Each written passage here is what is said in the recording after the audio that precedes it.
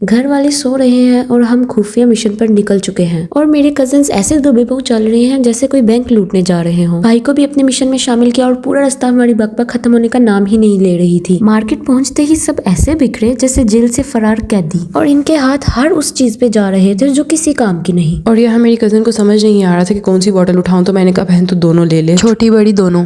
जैसे ही बॉटल्स का काम खत्म हुआ हम स्नैक्स की तरफ आ गए और यहाँ हम शदीद चवलपुने का मुजाहरा करते हुए अपनी कजन को मैंने बोला जो जो उठा सकती हूँ उठा लो, सबका बिल मैं दूंगी। फिर क्या वो शुरू हो गई और एंड पे मैंने बिल नहीं दिया।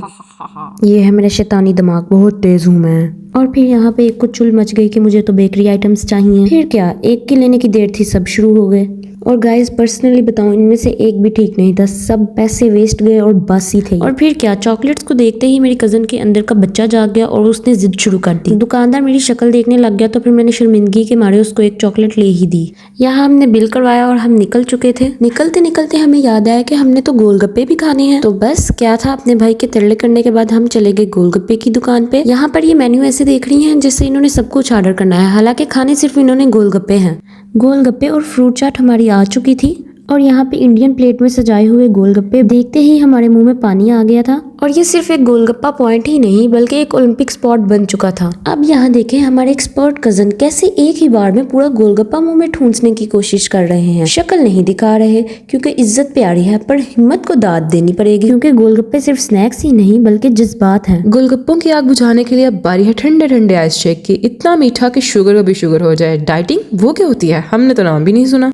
क्योंकि जितना भी खा लो आइस शेक की जगह अलग से पेट में होती है, ये साइंस है, प्लीज मुझसे बहस मत करें। और फिर मेरी एक कजन को नूडल्स की क्रेविंग होने लगी। हम दोबारा गए हाइपर मार्केट और वहां से हम नूडल्स पास्ता इस तरह की चीजें देखने लगे, लेकिन वहां पे अफसोस बुलडैक नूडल्स नहीं थे, सिर्फ एक पैकेट था और उस पर भी दो कजन्स की बहस हो गई, भाई मुझे लेना और मुझे लेना। खैर नूडल्स के बाद मैं पहुंची बबलगम के सेक्शन में और वहाँ एक लिक्विड बबलगम आई हुई थी। भाई मैं कौन से जमाने में जी रही हूँ, मुझे तो कभी नजर नहीं आई। और ये देखें कितनी क्यूट लग रही है, लेकिन अफसोस मेरे भाई ने कहा रखते चुप कर। और जब मैं अपनी कजन को शॉपिंग में सपोर्ट करने लगी तो अचानक मेरी नजर मेरे भाई पर पड़ी जो कि एक साइड पे मुसलसल टाइपिंग करते हुए नजर आया और उसको मैंने रंगे हाथों पकड़ लिया और पूछा भाई तू किसके साथ लगा है, कौन है, मुझे बता दे मेरी होने वाली भाभी। और ये फिर मुझसे नजरें चुराते हुए दोबारा मैं पकड़ा गया, लेकिन ये मानने को तैयार नहीं था। खैर इसके साथ थोड़ा शुगर लगाने के बाद कहा चलो अब घर वापस चलते हैं, काफी टाइम हो गया है, घर वालों ने हमें घर से बाहर ही निकाल देना है। और यहाँ पे हम बिल करवाने के बाद जा ही रहे थे कि हमारी आइसक्रीम शॉप पे नजर पड़ी और हम निकल पड़े। ट्विस्ट ये था कि आइसक्रीम सब खाना चाहते थे लेकिन वहाँ पर जाके सबने बोला कि हमारे गले खराब है, तो मैंने और मेरी कजन ने आइसक्रीम ले ली। और यहाँ पे हम घर के लिए निकल चुके थे। मिलते हैं अगले व्लॉग में। अल्लाह हाफिज।